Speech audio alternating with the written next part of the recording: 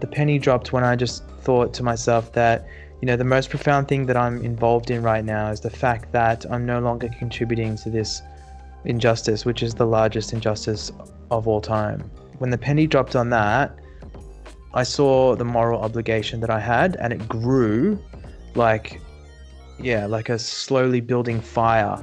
Veganism is a non-action, so you're only not participating in the cruelty, in the exploitation. So what you need to do, the next step would be to get active. You can do whatever form of activism that suits your personality and you're good at it. So just find the one that you like and get active. That's Paul, Bashir, and Asal Alamdari, the co-directors of Anonymous for the Voiceless, and you are listening to the Vegan Champion podcast.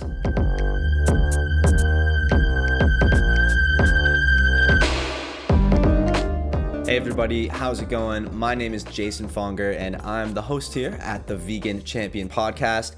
It's great to be back today with another episode for you. I'm really excited about this one, and I can't wait to get into this conversation. But first, I just want to say thank you. Thank you for everyone who has been listening to the first few episodes of this podcast. I've had a lot of great feedback so far. Lots of you have been messaging me or telling me in person how much you've been enjoying these conversations. Some of you have been sharing your favorite episodes on social media, which has been hugely helpful in terms of spreading the word. There have been a small number of reviews submitted to Apple Podcasts, but it really would be a massive help towards getting this show off the ground if you could take the time, and it only takes a minute or two, to head over to Apple Podcasts or iTunes and give the show a little love over there.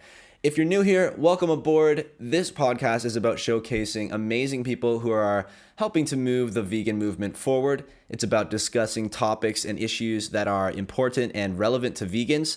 It's about providing you with content that will help you to deepen and expand your understanding of what veganism is all about. And it's about helping you to optimize your unique contribution to growing the vegan movement. Speaking of growing the vegan movement, today's episode features Paul Bashir and Asal Alamdari, the co-directors of the animal rights organization Anonymous for the Voiceless. This is an organization that does a kind of street activism called the Cube of Truth.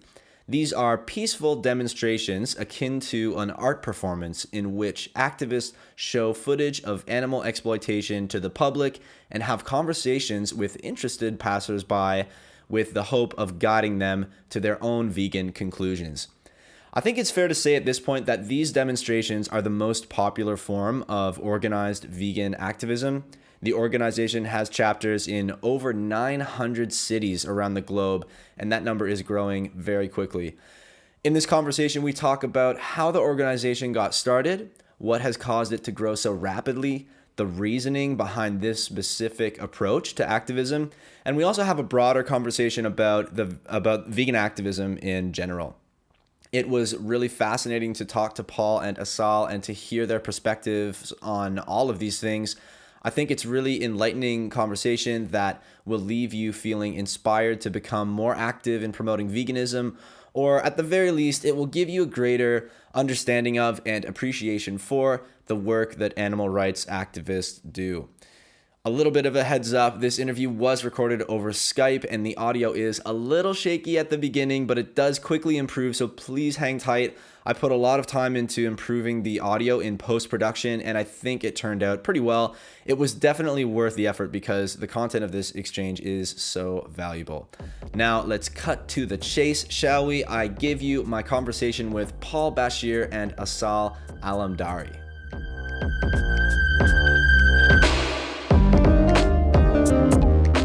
So let's start off by just talking a little bit of an intro about Anonymous for the Voiceless and the Cube of Truth. So for people who are listening and maybe they don't know much about it, just tell them a little bit about what the organization is and what kind of activism you guys are focusing on.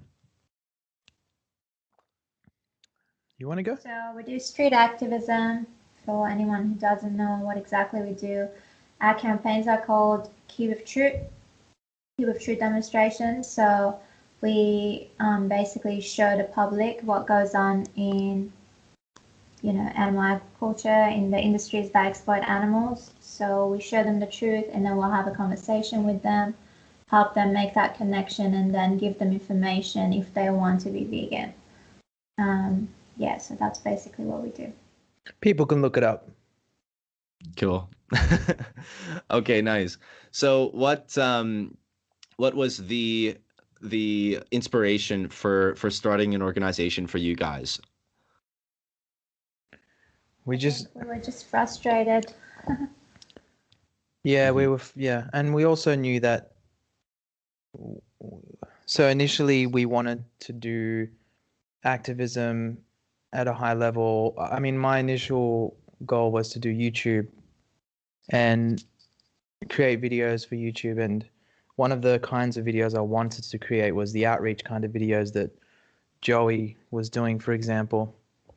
And then what I realized is that like just going up to people on the streets is not as effective as like one of these earthling experience type demonstrations. So then we tried to put one together where we have the footage playing on the laptops.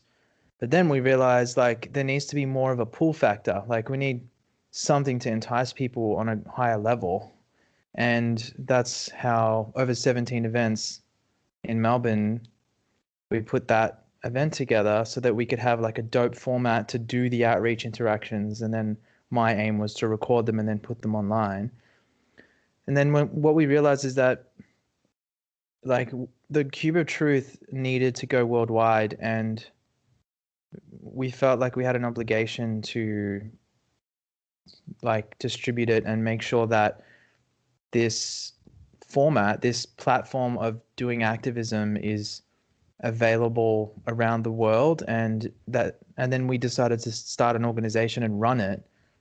And the way that we've decided to run it has like naturally come about through us contemplating like how we want animal rights activism to be organized within an organization, and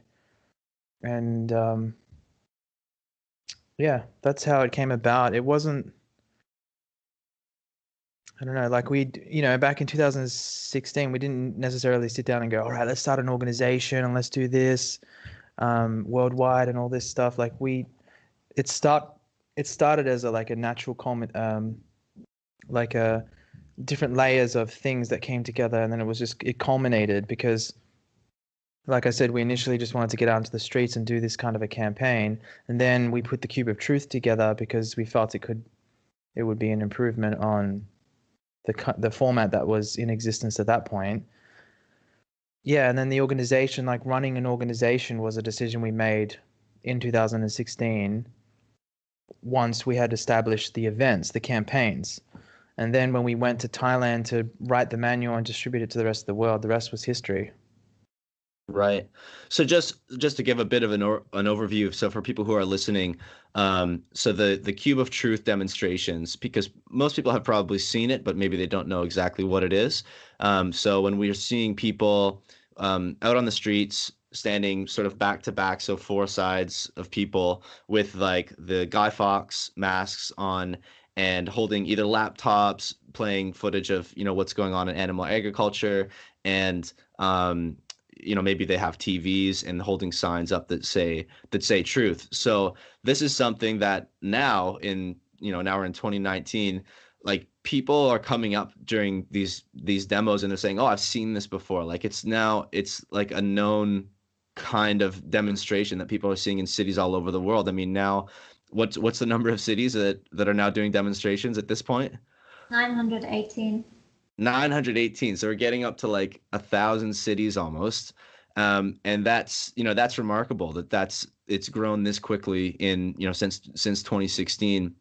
And I guess you spoke briefly, you mentioned the Earthlings experience, which it's a similar thing. I think it's also about, displaying footage on screens in the public, and allowing for an opportunity to speak about, veganism while actually looking at the footage, which is really powerful, rather than just speaking to people without any context on the street. And so I guess, the Earthling experience, though, I mean, that was something that was happening, but Anonymous, for the Voiceless, what you guys have been able to do is really like just explode that form of activism across the world. So was that, I mean, when you spoke about doing the demonstrations, and you weren't really thinking let's make this a big organization.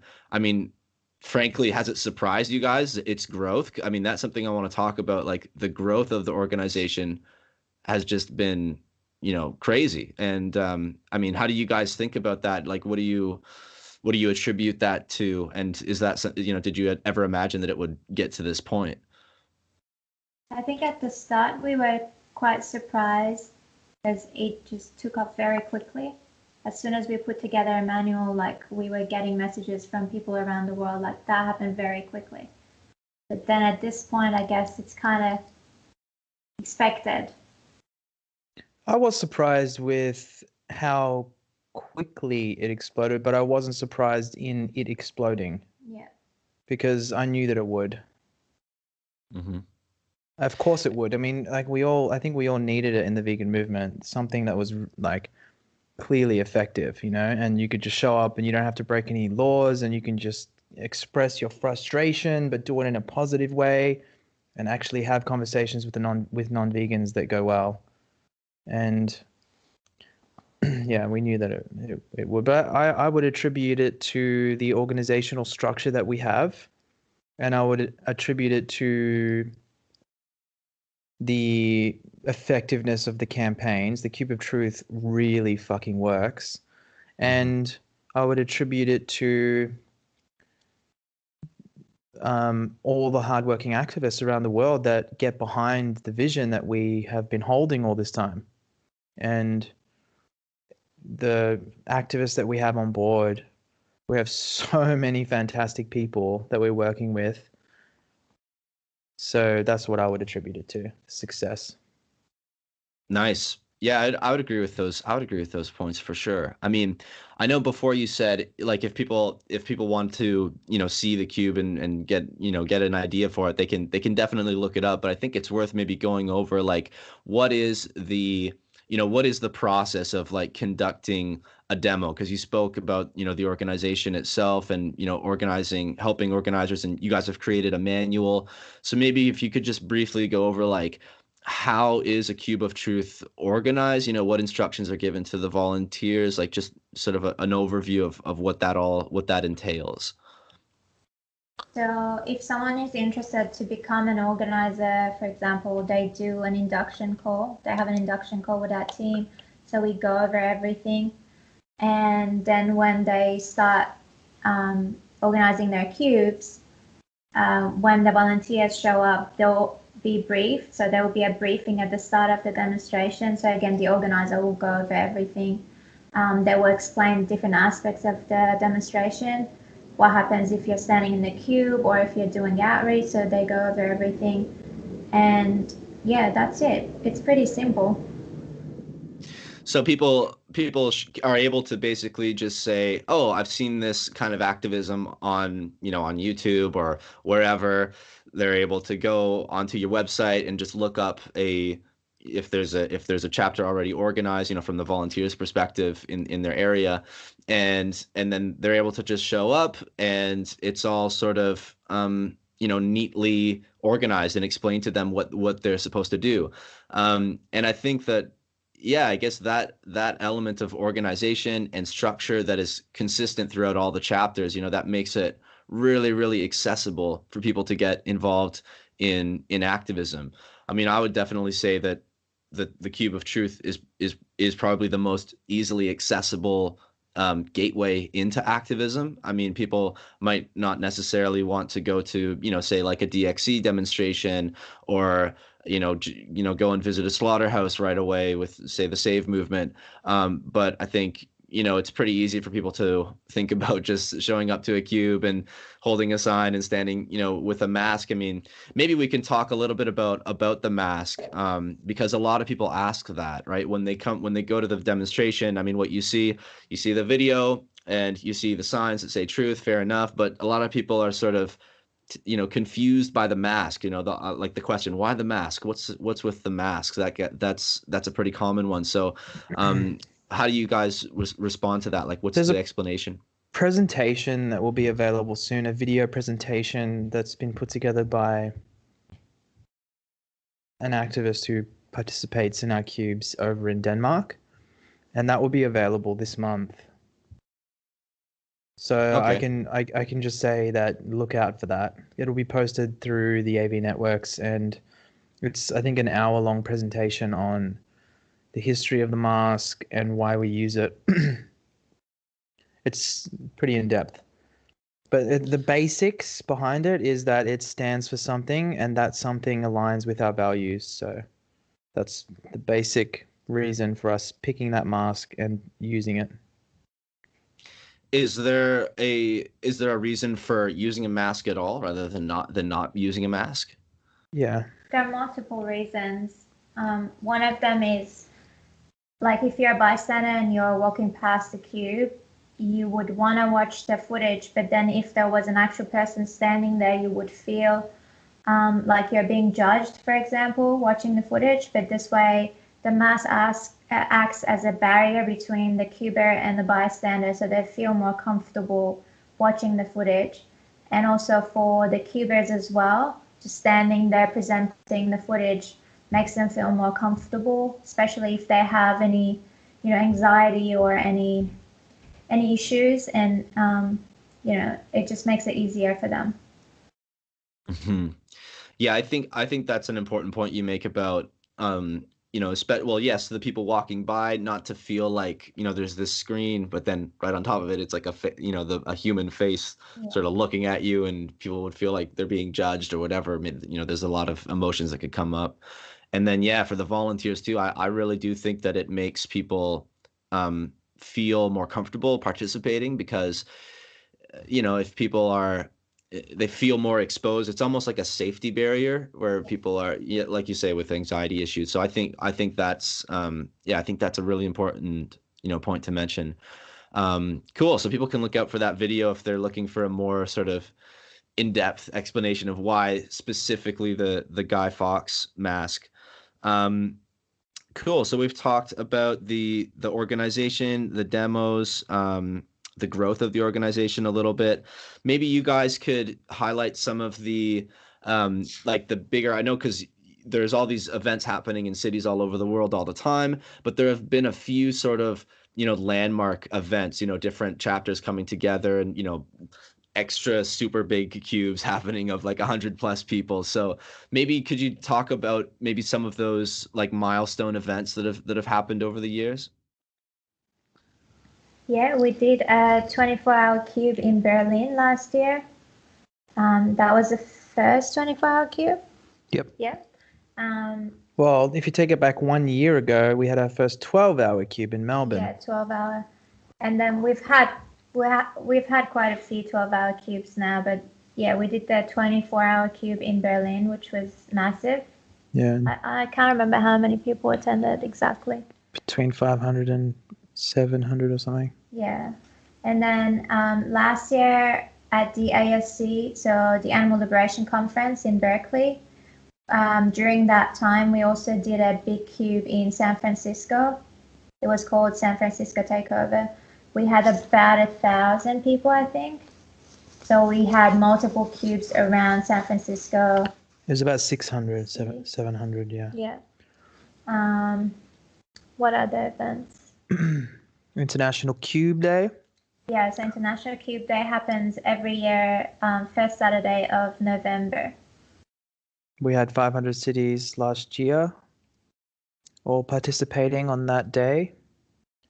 And this year we've got a lot of really exciting global campaigns. And we had the meetup. Did you mention that? But yeah, it's no. not really. Yeah, it wasn't as much of a success as we hoped. But so the meetup happened in 4 cities around the world. So the idea was for anyone within that region, that country, or countries around to come together and do a big cube. Well, we're not going to do that again this year. Yeah, we won't be. But this year, what people can expect is the Amsterdam 24-hour event, which is called One Damn Day, and it'll be a global social media, a global event, really. But there'll be a 24-hour cube in Dam Square in Amsterdam on May 11th. Before that, actually, that's the first campaign happening this year. The second campaign is the Paris event, which is all of the French-speaking cities around the world converging in Paris. There's going to be hundreds of activists. I don't know exactly the number, but they're expecting 14 simultaneous cubes or something like that. I saw on the video. They said something like that. 6 or 8 cubes. Something like that. Okay, it's gonna be. It's gonna be big. Yeah, I don't know Yeah. the numbers yet, but it's gonna be big. And the thing is, the French activists are on a different level completely. Like they don't fuck around at Take all. it very seriously. How's so? Oh, they're just so about. Really dedicated, really passionate. There's no nonsense when it comes to them. Like they are just about the mission. That's the vibe we got when we were in Paris, at least. It was really awesome. It was refreshing. That's interesting. I wonder why that is. What do you think it is about these French people? I don't know. They're very. I think because people think French people are rude, right? They're very like cold. But maybe when you put that personality into an animal rights activist role, it works well because you kind of need to be that way in order to get the job done. Mm-hmm. Man, I don't know. That's my little. Yeah, that's our experience when we were there last year. Was it last year or the year before during the World Tour? 2017, yeah. Yeah, it was really amazing being there. Like there was no bullshit. Yeah. And then after that, we've got the Animal Liberation Conference that's happening at the end of May here in California, actually. So we'll be back in Cali for that. And then after that, we've got the 168 Hours of Truth campaign that's happening in Times Square, New York. 168. So 7 days. So 7 days, and is that I don't know. Does that add up to a week back to back to back? Yeah. That's exactly a week. 24 hours. Yeah. So it's 24 hours for 7 days. Correct. Yeah, it doesn't stop. And so what? Like, I mean, people are probably listening, saying, "Okay, well, why are you staying there? You know, through the middle of the night." I mean, I guess Times Square. Well, I guess there's always people doesn't there sleep. at Times Square. Yeah. It doesn't sleep. That's insane. I mean, how is that all going to be organized? I mean, how do you get, people to be there, all through the night? And I mean, isn't that It's a collaborative effort. People sign up for shifts and they commit to them.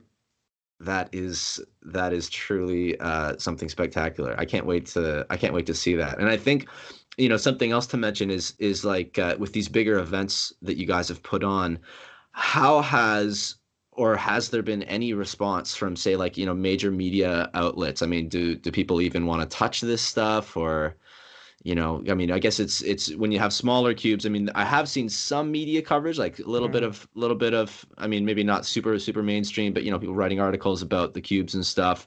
Has there been any major interest from, major media outlets as of yet? Or No, but we'll see this year.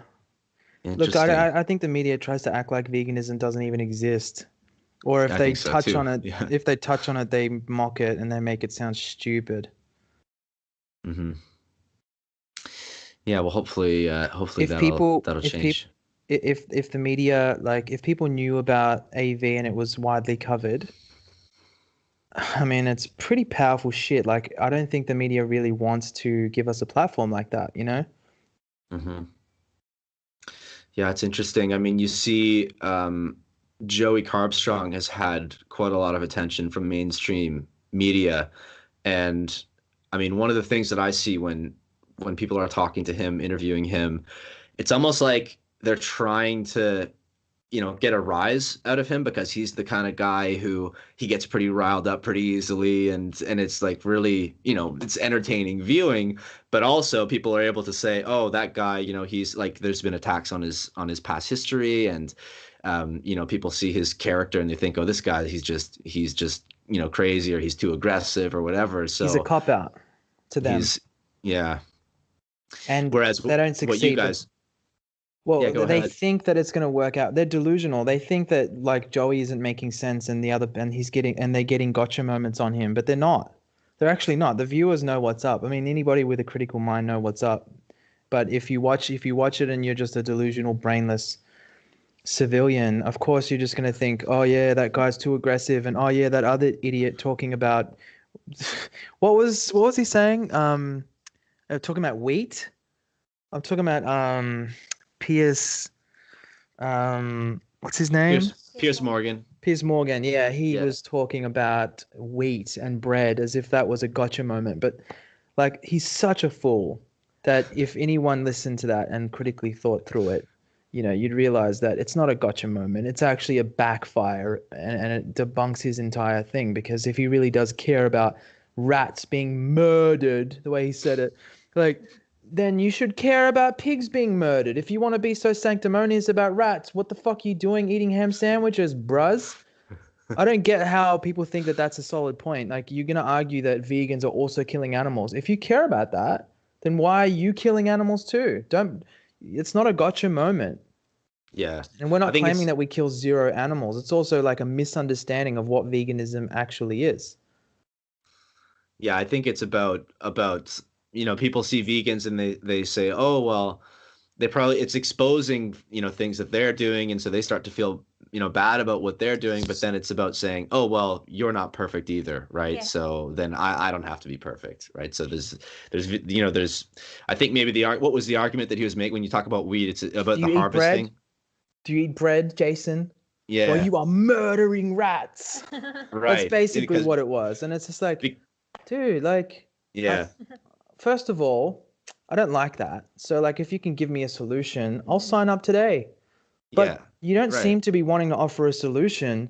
And we are offering a practical solution for the world to participate in. It's very easy to be vegan. You don't have to do anything radical to change and to do that. Whereas not eating bread because rats, it's like, yeah, okay, I'll avoid bread. But if there's an option, like a suggestion that you have for how I can avoid it, or, you know, or getting breads that don't come from that, wheat products that don't come from that kind of farming. And the other thing is that it's not even necessarily true what he's saying about wheat farming. You know, Right. these machines that go through the wheat fields and collect wheat are so big and so loud. Do you think rats are that stupid that they're just going to stick around and get, mowed over by these machines? Like, they run. Yeah. Any threatening sound, they run, you know? So Yeah, they're not getting murdered, especially not in the numbers that it's an exaggeration. The worst thing that would happen on those farms is like the pesticide spray, because it affects the insects and it runs into waterways. And also, if the farmers are shooting animals, which they tend to do, they tend to be like part-time hunters. This is the kind of thing that we should be more so concerned about. For sure. Yeah, I've read a little bit into that. A lot of what these studies that come up with these astronomical numbers of animals that are supposedly being killed during harvesting.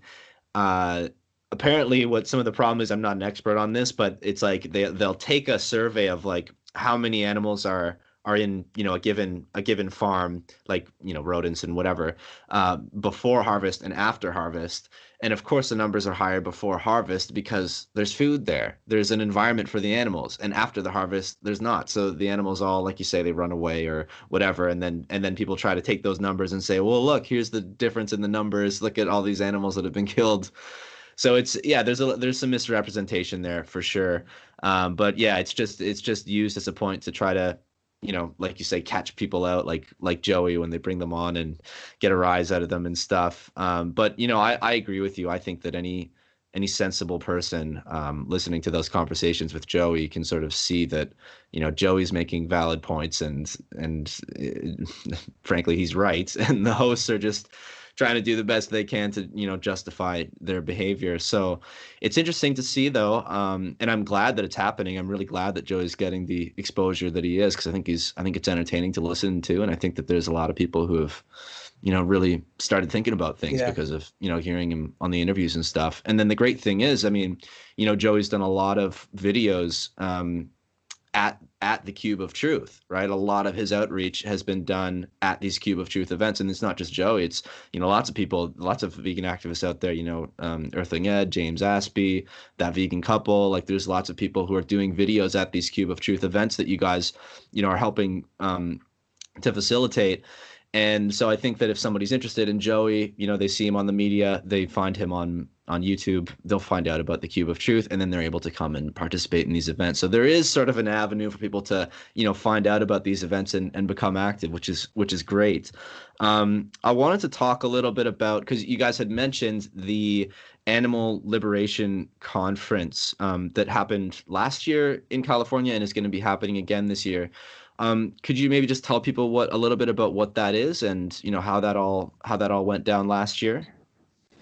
Yeah, so the Animal Liberation Conference is put together by DXC and also the Save Movement. So some of the actions so the way it works is it's a whole week, or is it 5 days?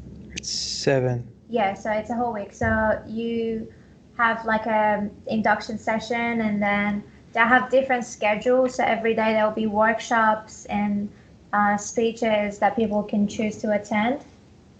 And then on some days, there are big actions. For example, one day we did a big cube, like I said, and then the other days they'll organize vigils, like really big vigils. So they'll take people to the slaughterhouses, and there was DXC actions. There was a big march. So every day there are workshops and trainings, as well as like really big actions. So it's a really good opportunity for activists to learn a lot, but then whatever they learn, they put it into action. That's really cool. So DXE, for people who might not be familiar, stands for Direct Action Everywhere. And that's an organization that, well, I mean, maybe you could talk a little bit about what exactly is DXE and what do they do? DXE are known for being a bit more controversial because they like to disrupt, and it's not our style. I've never done a disruption. I don't plan to. Yeah, I mean, I want to talk about that a little bit, sort of the differences. I mean, DXC, so for example, they might go outside of a restaurant where there's, meat being served, steakhouse, something like that. Or they'll even go inside. Yeah, so inside and do, speak outs where they'll literally walk inside a restaurant, holding signs, about promoting veganism and showing what happens in animal agriculture and so on, and speak out and really literally shouting at people inside of a restaurant about veganism. And yeah, that's very, very different to the Cube of Truth approach, which is very, very passive. I mean, people, for people who haven't actually been to a Cube of Truth event, yes, it's like you're out there on the street, you're holding laptops or whatever signs, but you're not stopping anybody. Like people who are on outreach are the people who are around the cube and who are having conversations with people about veganism. It's not about stopping people. Even like you don't want to stop people and tell them, hey, come look at this. I mean, am I correct? And that's sort of the idea, right? Yeah. It is about stopping people, but it's about stopping people on their own accord and through their own captivating their own genuinely captivating curiosity and interest. Right. So allowing people to about stopping people by, okay, we're here, and hopefully the visual, aspect of the demonstration will stop people on their own accord, as you say, but it's not about, even speaking to somebody and saying like, hey, come over here. No. Yeah. So I guess let's talk about sort of those different philosophies, because I mean, I had that vegan couple on the podcast a little while back, and we spoke about sort of the different approaches and how it's sort of difficult to say, it's not like saying who's right and who's wrong. I think that anybody doing anything for the animals is probably, I mean, short of maybe being violent towards people, or there probably is a line somewhere, but in terms of speaking up vocally, getting awareness about veganism and about animal rights, it's really sort of hard to go wrong, because everything that you do is helping to create awareness and getting people thinking. But within that, there's certainly room for debate and discussion about different methods. So I guess from a psychological standpoint, is there like what is your reasoning for choosing to do a more passive, I guess we could call it more passive form of activism? Or I don't know if that's the right word to use. Maybe you guys would use another word, but yeah, maybe if you could sort of explain sort of your philosophy towards activism versus, DXE's philosophy. Oh, we just didn't want to end up in prison. But I feel like, like if you're like in a shop or something, or even walking on the street, and then somebody keeps approaching you about a product, or they keep asking you if you need help, it's almost like you don't even want to know about it.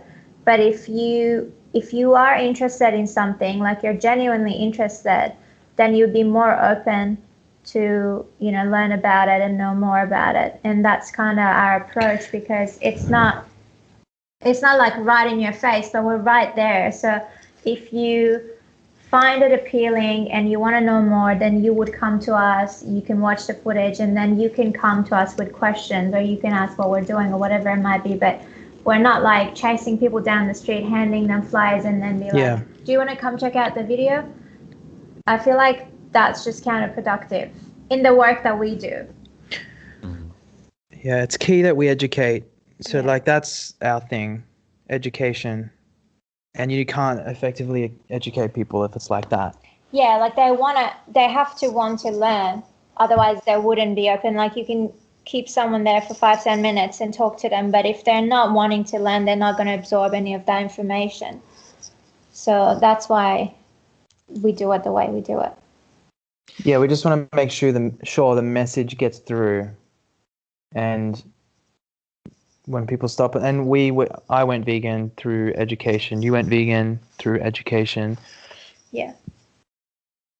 So I guess we feel. I guess that's the only way that you can go vegan, and just when you make that shift and stay vegan, like you have to learn more about it, because usually people see a video or like hear something or read something, and then they'll get emotional or angry or whatever, and then you would have to learn more about it to be able to do it right. So maybe that's why sometimes people do think that they will go vegan, but then they don't necessarily continue and they go back to eating animal products. I feel like when that happens is because that person wasn't educated on every aspect of veganism.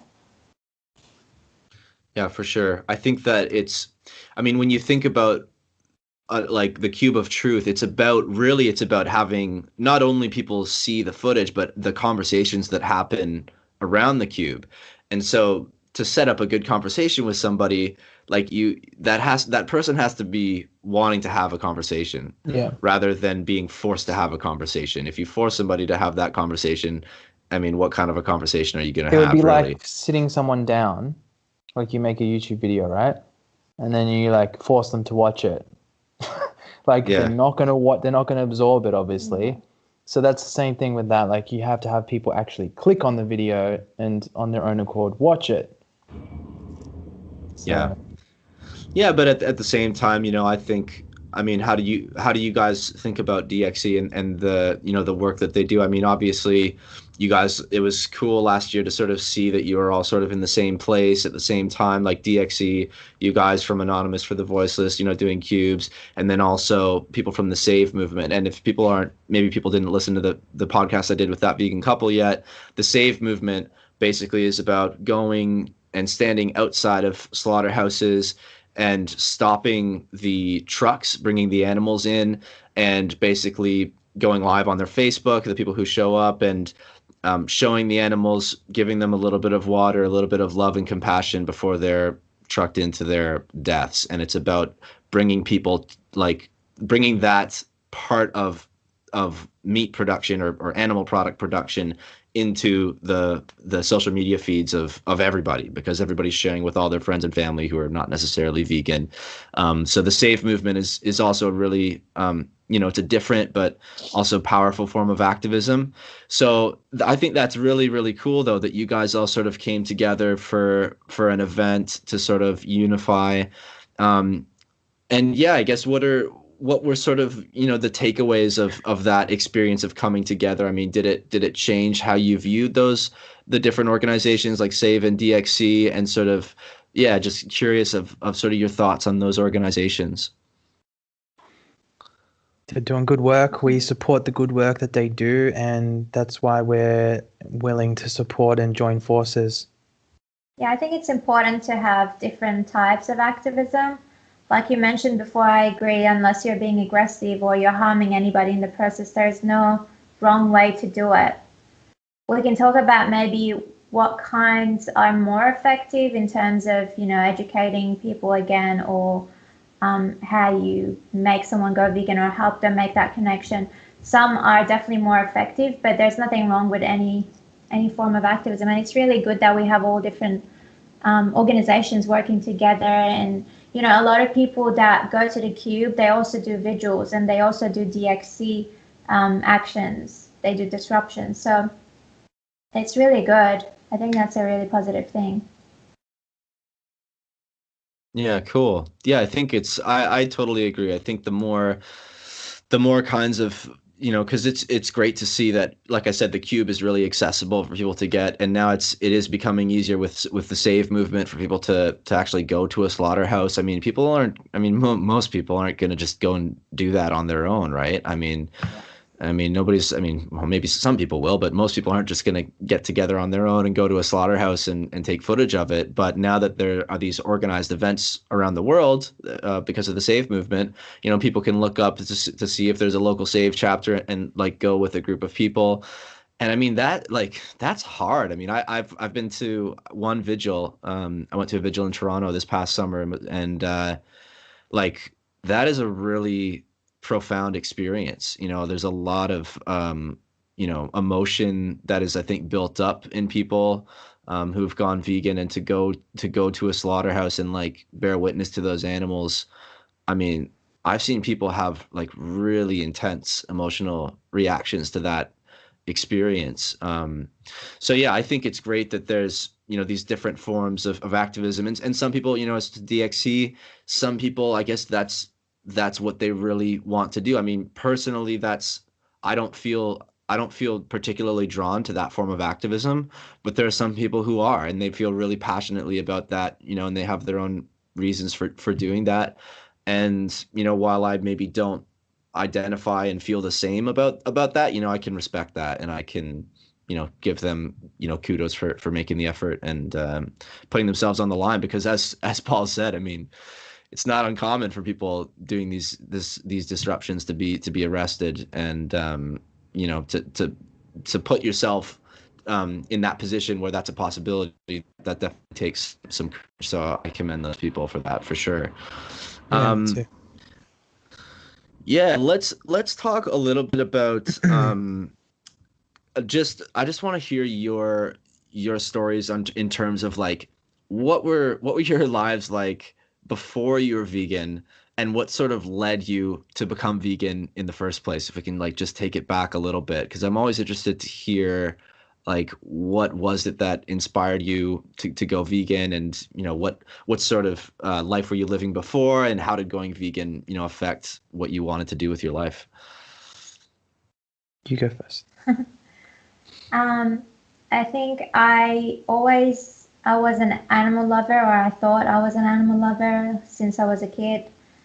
It would always make me really angry or sad if I saw an animal who was injured, or if I saw someone, trying to harm an animal. I remember even like incidents where I would step in and try and, help the animal or stop the person.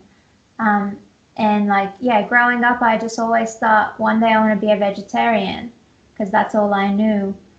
And I went vegan in 2013, and the way it happened was, so I used to watch a lot of videos on like YouTube, or someone would share something on Facebook, animal cruelty videos. And it's usually, because of our conditioning, it's usually, a cat or a dog, or, and that affects you if you're not a vegan yet. So it was always about, cruelty to dogs or something, and it would really piss me off, and it would really make me angry. So I would always watch those videos and I would always get affected until one day I saw a footage from a fur farm. And that footage was a very short footage and I only watched parts of it, but it really affected me. I just remember like I was crying for hours after that and I just felt really helpless. And I went on my Facebook and I wrote something like, I wish I had the power to stop animal cruelty. And at that point, I only maybe had one person who was vegan. And so I made that post on my Facebook and somebody who wasn't even a vegan commented saying, well, go vegan then. And so I went up and started, researching veganism. And I remember I went to Peter's website and I got some information there, and that's how I went vegan. It was from me watching footage from a fur farm. And then that helped me understand how unnecessary it is to use animals, whether it's for food, fashion, clothing, anything. So, that's how I went vegan. Interesting. That's interesting that it wasn't even a vegan who made that comment. Yeah, and that person is still not vegan, and they follow me on social media, but they're still not vegan. They like everything that I post. But yeah, it's funny, that came from a non-vegan, and it did something for me. I didn't just ignore it. I actually took it seriously and I looked it up. But yeah, and pretty much after I went vegan, because I wanted to be active. I always had that urge, like I felt so passionate about it. I wanted to speak up. So I was attending, protests or any kind of demonstrations that were running at that point until Paul and I met, and then we decided to do Heal of Truth. So you got into activism quite quickly. I mean, after going vegan, you basically wanted to jump right in and do what you could. Yeah, pretty much. And so what kind of things were you doing at the beginning there? Well, I would post a lot of stuff on social media, and then I would get into arguments with people in the comment section, trying to educate them, but I used to be a lot more angry. And yeah, apart from that, just whatever was available in Melbourne, there wasn't much going on at that point. A lot of it was just protests where we would go and stand somewhere holding signs for a couple of hours, and there would be like a table with, some flyers and some booklets and information. I remember I used to do, because horse racing is pretty big in Melbourne, and there was like multiple events throughout the year, so I would always attend those events, protesting that, protests about animal testing, anything, really. Okay, cool. That's interesting. How about you, Paul?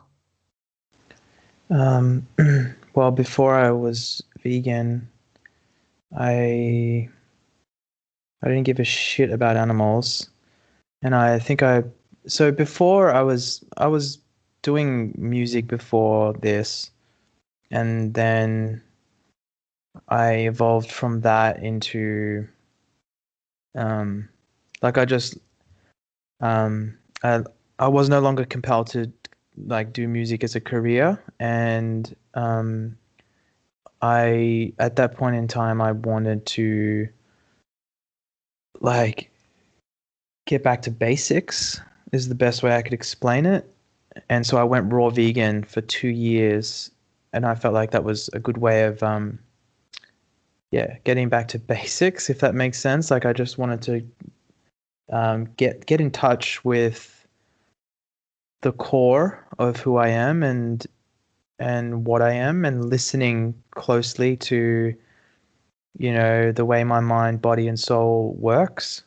And that way I knew that if I did that, I could find my path in life a lot better and do something that I would be proud of long term, and something I want to do as a career. So I did that, and then I got really passionate about plant-based nutrition because of the power that it had on me and the impact it had on me. So I started studying. I went into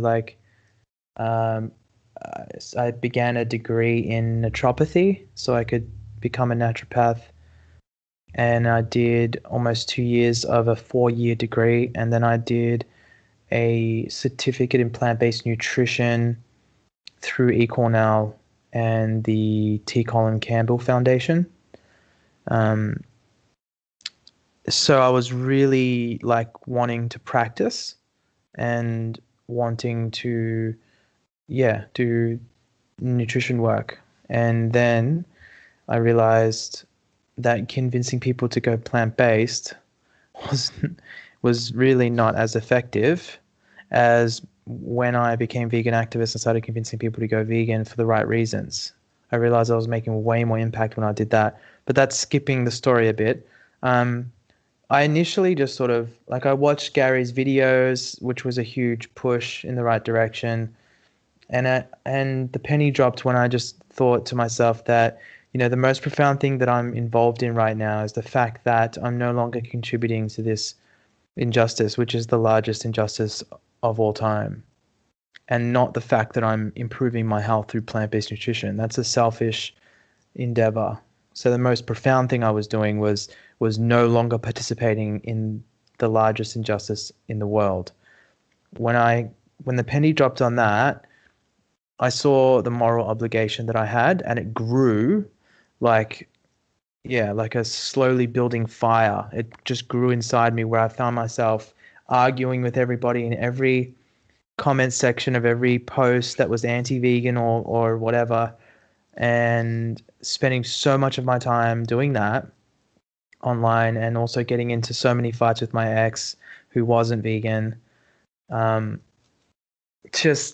realized that I'm an activist. I actually care about this cause so much, and I need to dive into activism, and I want to be a full-time activist. So I initially set out to do YouTube, and that was my way to do it. And then, I met Asal while I just started my YouTube channel around that time.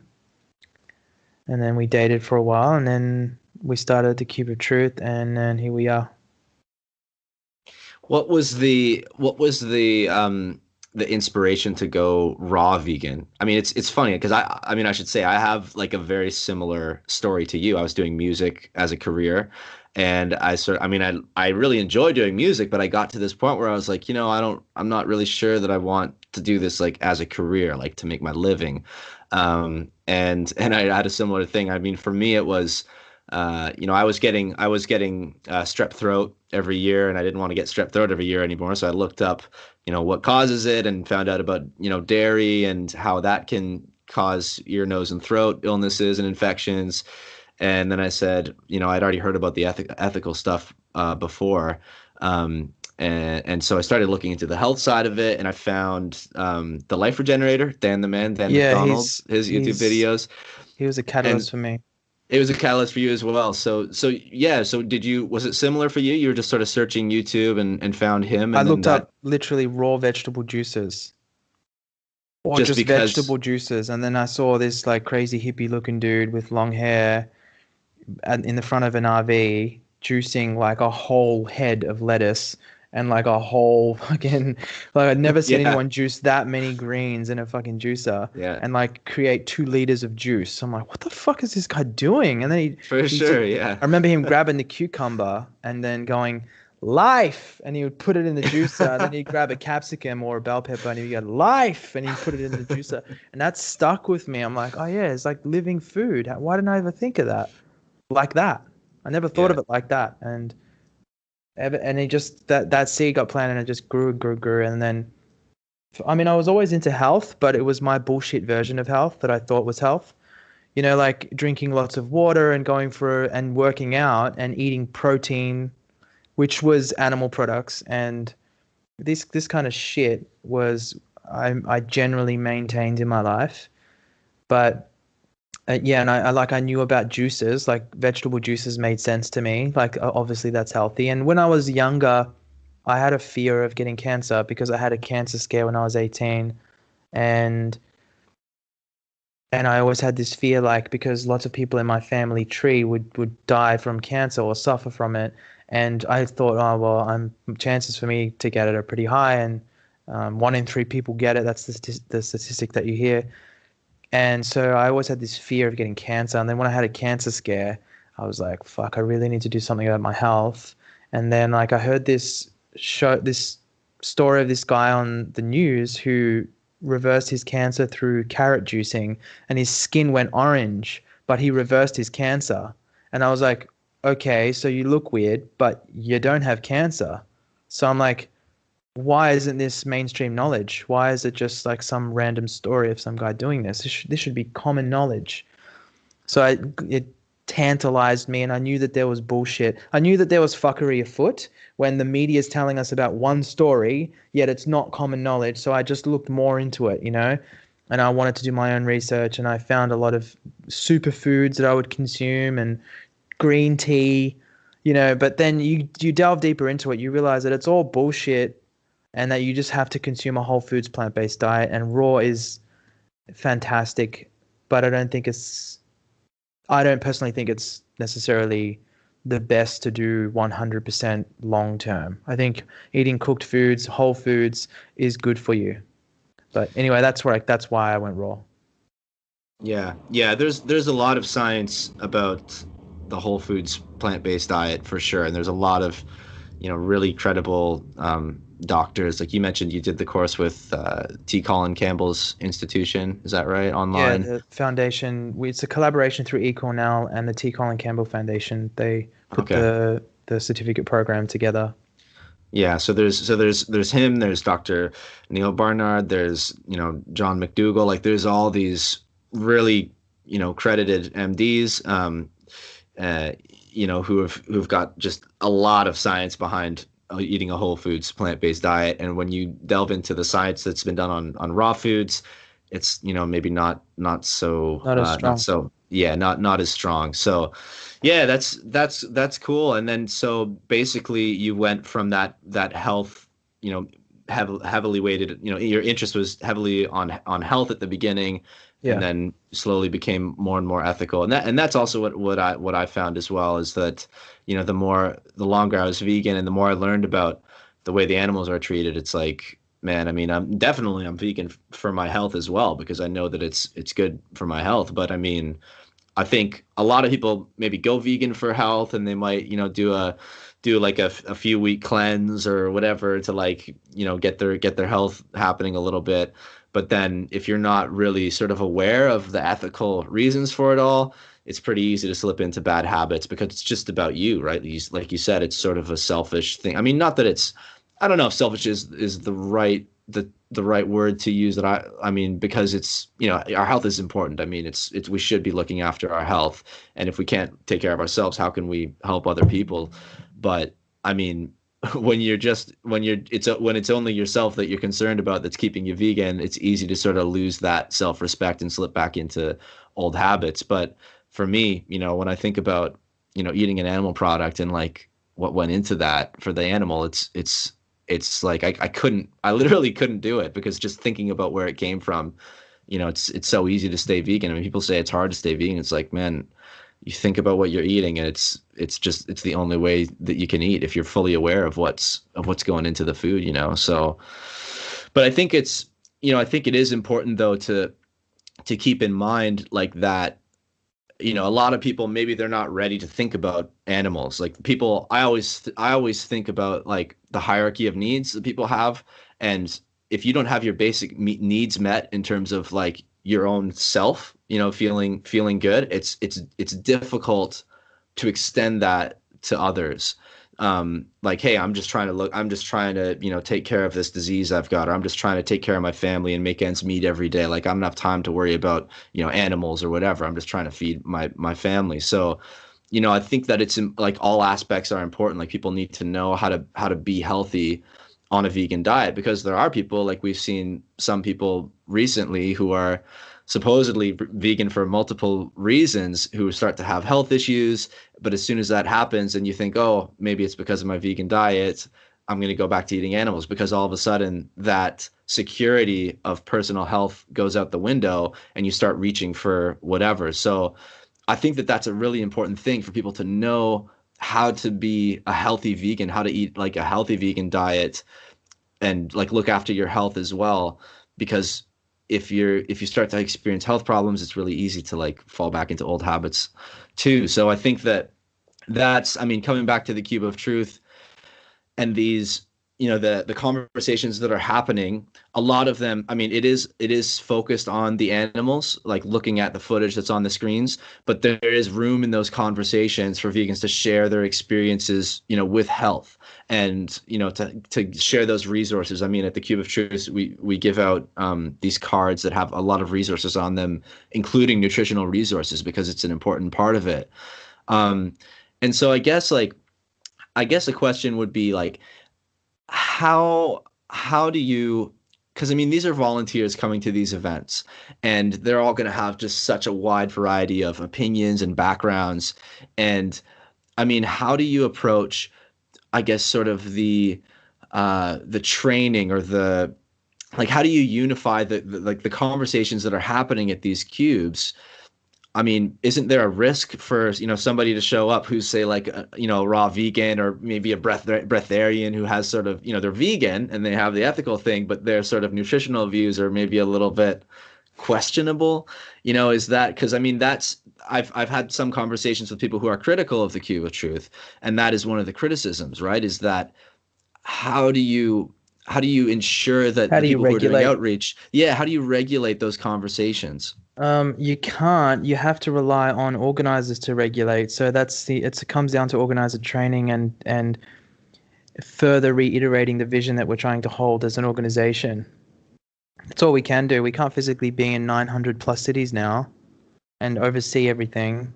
And it's just not realistic. We have to rely upon the organizers to carry that out. And hopefully there isn't some breatharian message being spread to bystanders. You don't need to eat food, actually. Like, if that happened, I would be very disappointed and very upset. And if someone, was promoting you should eat raw, even that, like, we believe that you should be promoting a whole foods plant-based diet for human health, because and if people want to eat trash, then that's on them. We also, like, as long as people aren't harming animals. But in terms of health, we wouldn't promote a vegan diet. We promote a whole foods plant-based diet. In terms of health, that's the only way we can regulate We it, do though. have specific guidelines, though. Like, if someone starts attending the Cube, there's specific guidelines, and also when the organizer will do the briefing, they also mention these things. For example, we do promote a clear vegan message. So the focus is always the animals, because, this is like, veganism is an ethical stance, I guess, if you can say that. So a lot of people might want to be plant-based. So those are the people that care about their health and, from a nutritional point of view. But when you talk about veganism, animals always come first, and then your health and the environment. So we are constantly reminding people of these points and these facts. And then when we do our world tour, when we're touring, we do workshops, and these are the kind of things that we talk about during our workshops. And also there are other people that do workshops for the Cube. So we're constantly trying to train everyone so that everyone who's doing outreach at these events, they're all basically giving out the same information. But like Paul said, there's no way to, Entirely oversee. We try our best, but that's all we can do. I would ask anyone watching this who might be a volunteer at a Cube, or even an organizer, if you hear of or see of any of this, then let us know. Yeah, for sure. Because we don't want it happening. Yeah, it's a very difficult thing. I mean, now that the organization is so big and there's so many people participating, obviously it's a huge task to try to sort of make sure everybody's educated and that people are on sort of the same page, in terms of this. So it's definitely a big challenge. But yeah, it's something that it's good to hear that, the organizers, it's something that they're sort of watching out for, people who are coming to these events and who may be, saying some sort of less than ideal things, to just sort of be keeping an eye out for that. So, and but we I also mean, try to maintain like an apolitical stance as well. Like, we don't want to get into other conversations about vaccines, and like, we just want to stay on topic with veganism Yeah. And the people who show up to our events to do vegan outreach need to do vegan outreach and not make it about their anti-vax or pro-vax. Abortion or Yeah, like political stand. even these conversations are not welcome at AV events. You know, even if the bystander is trying to draw that conversation out of you, you need to be professional and say, I can't have this. We're not here to have this conversation. We're here to talk about this, you know, in whichever way you want to tactfully say that. But that's essentially what you need to say, because we need to keep the conversation focused on one thing, because, you know, it could be a diversion on the bystander's part, and it also could just be a waste of time. And if you don't, you know, focus on the one thing, you're lowering your chances of that thing being absorbed. Yeah, I think that's a super super important point, because I mean, having some of these conversations, that is, I would say in most conversations that I've had, people will diverge into Divert. speaking about other Yeah, things they don't. because See, that's the thing. They don't really care in that case. So this is about injustice, whether it's about the animals, whether it's about the environment or about our health. It's all an injustice. Surely someone cares about one of those things. And even within those three categories I just mentioned, there's many subcategories that go into them. So, you know, with human health, yes, it's an injustice to harm yourself. If you think you're eating foods that make you healthy and yet these organizations are lying to you, these corporations and the health board and the government is all lying to you, that's an injustice.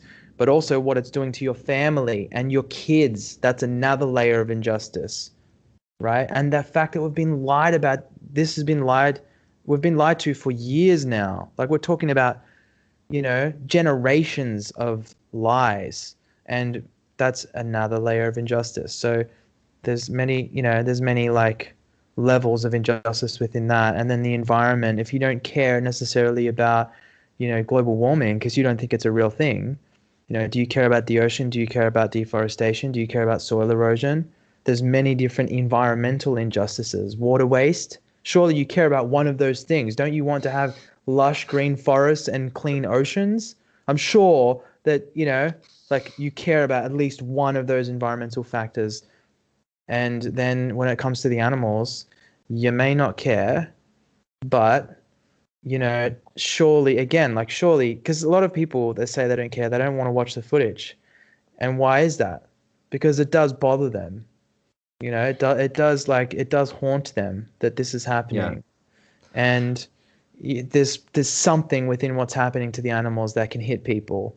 So it's about trying to discover which of those injustices is going to really impact that person.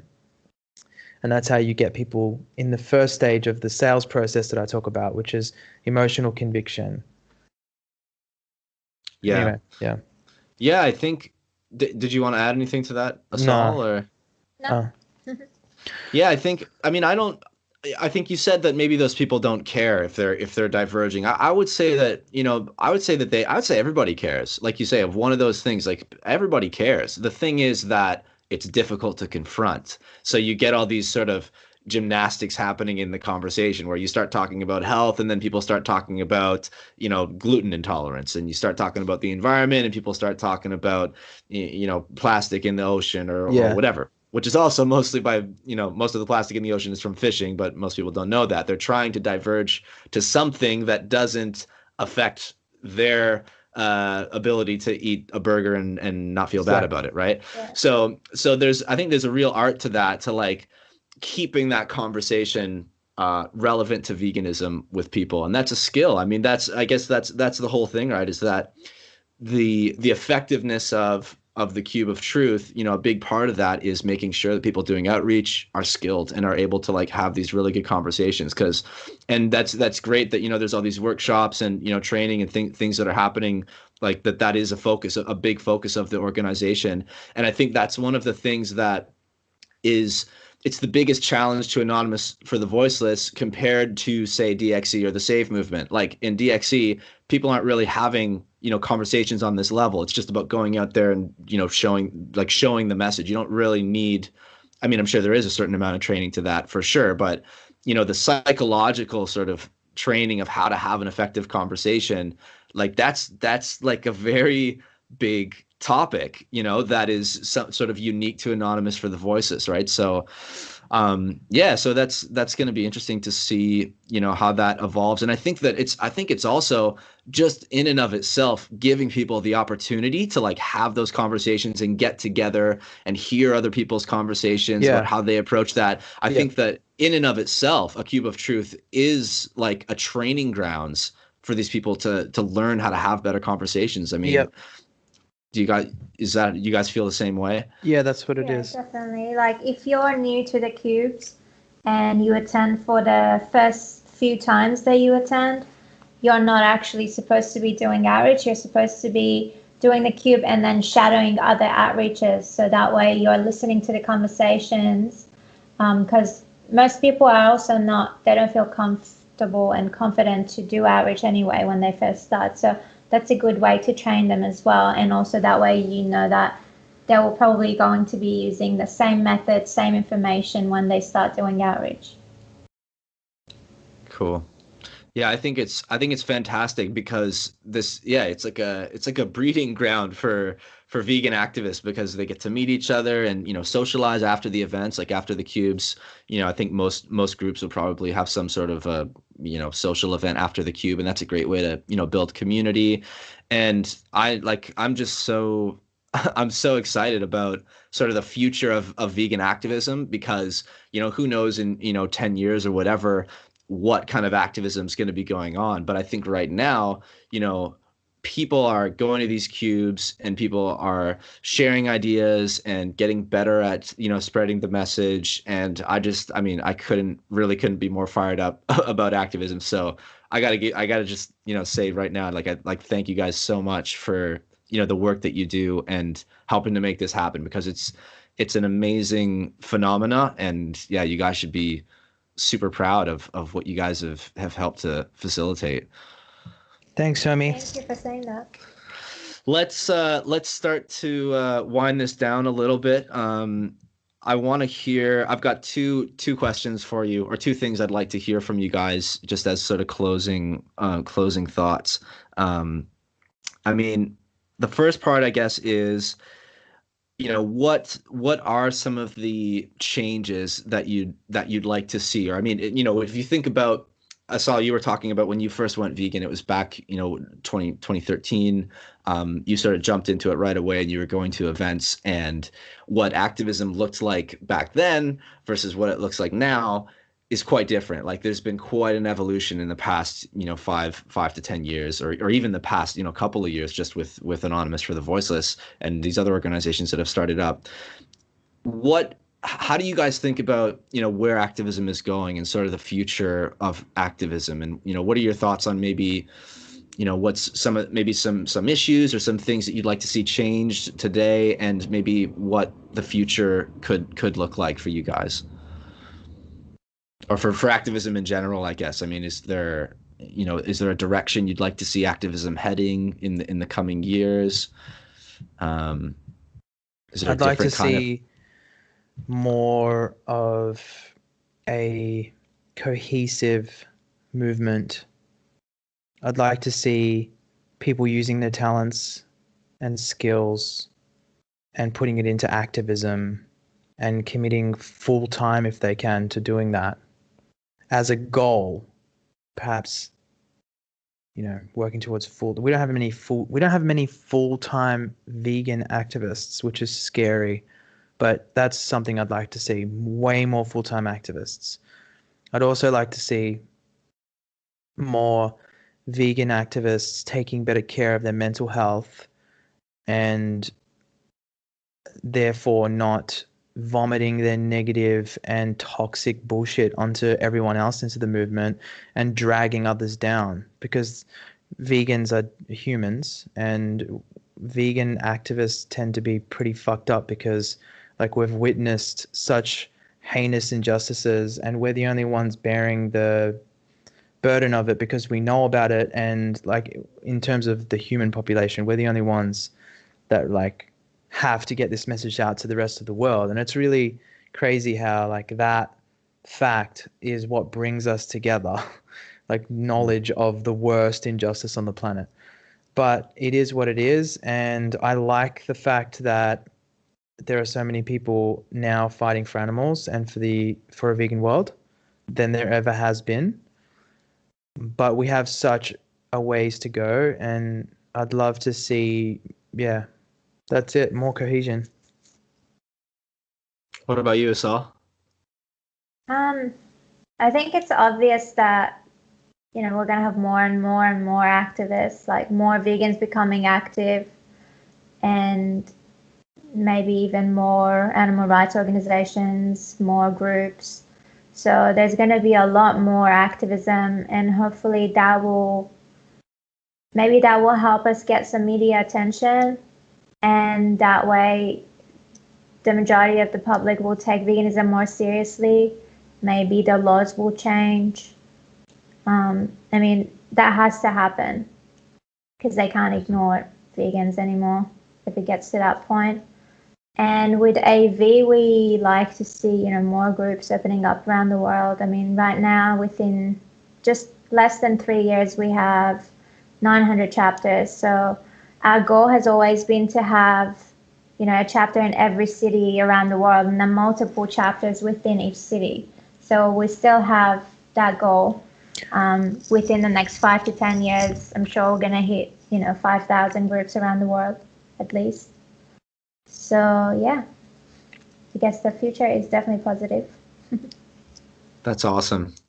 Yeah, I think that's a really good point about, finding ways to get more media attention, and also finding ways to, get into, changing some of the laws around the world, and getting more active on that front. So, there's so many different things, so many different areas that are sort of, untouched, or are barely being, touched in terms of the fronts that the vegan fight is being waged, I guess you could say. And yeah, it all has to do with, numbers of people, and people with, different skill sets, as Paul said. There's all kinds of different people who, have different unique talents that they can bring to the movement. And yeah, I think that's, it's going to be a beautiful thing to see that sort of manifesting.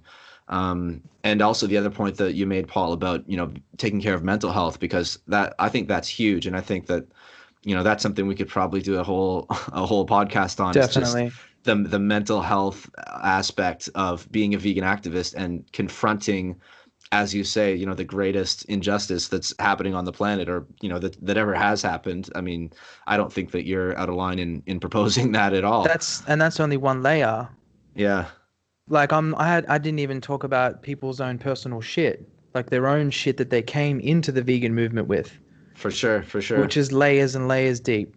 So I really think people have a responsibility to, go through the therapy they need to go through, and self-reflection, and not bring any of their toxic nonsense into the movement as best as possible.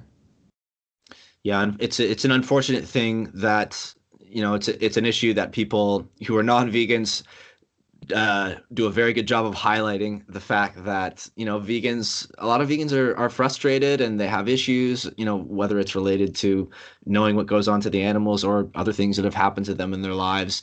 And when they end up, speaking to people about veganism, it can get, kind of ugly, and, probably maybe they're not advocating in the most effective way. And yeah, it's unfortunate, and it's something that hopefully we're able to, I don't know, provide some, there's going to be some way to provide better resources to people, or people are just going to, it's going to become more common knowledge that that's something that vegans need to make a better effort of doing, is sort of, dealing with that, and sort of coming to peace with certain things, or doing whatever they need to do so that their advocacy of veganism is more effective. Cool. And then the other thing that I wanted to ask you guys is, just maybe some closing words for, I guess there's two sort of different people to speak to. The first one would be, if somebody is not vegan yet, what are some maybe closing thoughts that you would say personally to somebody? Obviously, we don't know who's listening, but somebody who's maybe, if they're listening this far and they're interested in veganism, and they're taking it seriously for sure, but maybe they're not vegan yet. Any words to somebody who is obviously giving it a lot of thought, but hasn't been able to make that change and to really embrace a vegan lifestyle? Well, I remember answering this question when you interviewed me in Bangkok, so I'll let Asal answer this. And I need to run to the toilet really quick. Okay, go for it. Yeah, I will say as well, I'll mention that interview. There is a video on my YouTube channel that Paul and I did in Bangkok, and that was a really good, about 30 minutes. And so we did hear Paul's thoughts on that, and I'll link that in the show notes if people are interested.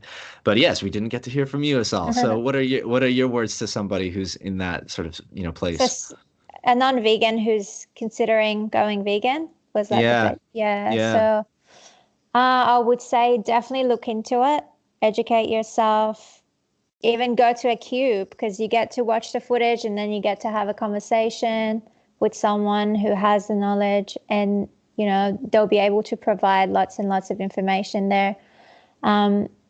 Even go visit a slaughterhouse so that you can see with your own eyes what happens in slaughterhouses. But yeah, definitely educate yourself and definitely consider being vegan. That's a great point. Like that, these like the Cube of Truth and events that the Save Movement put on, it's not only about like spreading the awareness to people who aren't really thinking about this stuff. It's also a great resource for people who are thinking about it already to go and get more educated. I mean, Definitely. I've had lots of times when people who have been vegan have like brought friends and family to the Cube who are sort of thinking about it to sort of help them get educated, or brought them along to a vigil or whatever. So yeah, that's a great point that I Yeah, hadn't we've even. even had non-vegans joining the actual event, meaning they will jump in the queue. Hmm. So again, that will help them because you're standing behind a mask, you're showing the footage to the public, and then you get to see people's reactions when they're walking past, and also you can listen to the conversations that are happening around you. So we've had so many people go in the cube and then deciding to go vegan. Hmm. Yeah, I've seen that happen for sure. I've seen people walk by the Cube, see what's going on. Normally they're pretty shocked or taken, they've had a significant emotional response and they want to like help. So they'll say, "Oh, can I, go stand in the Cube?" And I think I mean, it's true that non-vegans are welcome to participate and come stand in the Cube if they're maybe they're passionate about it, but they haven't made that switch. That's something that's encouraged? Is that right? Yeah, definitely. Yeah, so people are able to come in and get amongst the community. Um, cool. So um, the other group of people that I would like to hear your thoughts. If you're able to speak to them, somebody who is vegan already, but they're not doing any form of activism. So somebody who's they're living the vegan lifestyle, but they're, for whatever reason, they're not doing anything to sort of really spread the message. They're sort of keeping it to themselves, and maybe hesitant to get active. Is there something you'd say to somebody like that? Maybe us all Yeah, first, and then Paul. definitely. So I would say veganism is a non-action. So you're only not participating in the cruelty, in the exploitation. So what you need to do, the next step would be to get active. So you can educate your friends and family. You can start making posts. You can start educating the public. You can go to events. You can do whatever form of activism that suits your personality and you're good at it and you enjoy doing it, because there are tons of different methods and different activisms that people can do. So just find the one that you like and get active. Cool.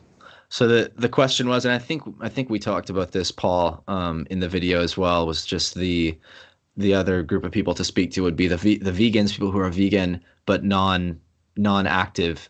Did you have any further thoughts to add, other than what Asal said there? I answered this question during our Yeah. Bangkok thing as well. Yeah. Any Um, a- yeah, any other closing just thoughts on that? how about you just try it, because I promise you that if you go to a cube Mm. and you process all of that frustration that you have, or maybe you don't even have frustration, maybe you're just happy to be vegan and don't care about everyone else being vegan or not. Try going to a cube, because you might realize that getting the message out there is one of the most fulfilling things that you can do for yourself, because you really do realize that you're changing the world, you're making an impact, and you're convincing people to do something that, you know, we're stamping out an antiquated injustice that should have been dead and gone a long time ago. So we need to really do something about this, and it feels incredible when you do. Just try it out and get back to me. Thank me later, or I'll give you your money back. Your money. So the and it's free, by the way. I mean, that was a joke, of course. You don't have to pay So anything to join. no, yeah. So yeah, that's awesome. That's a good place to leave it, you guys. I guess yeah. If somebody is trying to join a cube, what is the fastest way for them to find their local cube? Joinacube.com. Joinacube.com. That'll show you the locations map, but also, that's changed now. Actually, just go to cubeoftruth.com. Okay, cubeoftruth.com. Cool. Is there anywhere else that you'd like people to go to check you guys out on social media, or if they want to get in touch with you guys? Facebook and Instagram, it's all anonymous for the voiceless. So they can also see the events on Facebook, but it's easier to go on the website and they can see the closest chapter. All right, fantastic. Anything else you guys want to say before we close it down here? Just keep up the good work, homie. Cool. You guys too. It's awesome talking to you guys. See you in Chiang Mai at some point. Yeah, if not Chiang Mai, then maybe Toronto. We'll see. Oh yeah. Yeah. Because we're gonna be in New York for the Week of Truth, and that's gonna be in July. And we're gonna go to Toronto, I think. Well, we think at this point we're gonna go to Toronto like for maybe a week or something, because it's right there. But yeah, if you're gonna be in Toronto around that period, let us know. Cool. That'd be sweet. It'd be nice to do in another episode. We could do in person rather than on Skype. That'd be even better. Yeah. Cool. Sweet. Well, thank you guys so much. Once again, I can't say how much I appreciate all the work that you guys do, and I'm sure that I'm not alone. There's, literally tens of thousands of vegans out there, or if not hundreds of thousands, who have, participated in these cubes. And yeah, it's, you guys are just doing amazing work to provide this this opportunity for vegan activism to happen. And this growth in veganism that we're seeing right now, it's definitely you guys are playing a big role in that. So yeah, can't thank you guys enough. And yeah, hope to speak to you guys again soon on a future episode of the podcast. So yeah, enjoy your time in Orange County there. Where are you guys headed next? Do you know? Amsterdam. Cool. Very nice. Cool, guys. Well, take care of yourselves. Keep up the great work, and we'll talk to you again soon. Thanks, Jason. Later, G.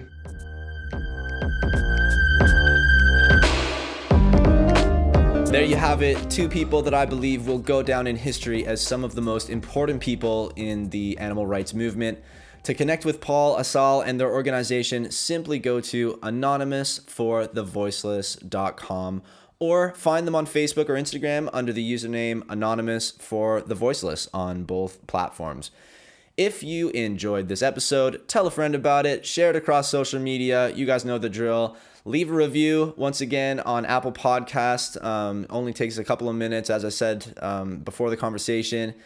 In addition to Apple Podcasts and iTunes, the Vegan Champion podcast is also available on a wide variety of listening platforms, including Google Podcasts, Spotify, Breaker, Castbox, Pocket Cast, Podbean, Radio Public, Stitcher, and Anchor.fm. You can also find video versions of each episode on YouTube. Just search for the Vegan Champion Podcast. Check out the veganchampionpodcast.com for everything podcast related. If you're interested to learn more about me, you can do that by going to jasonfonger.com. And if you are inclined to financially support the work I do, please visit patreon.com/jasonfonger.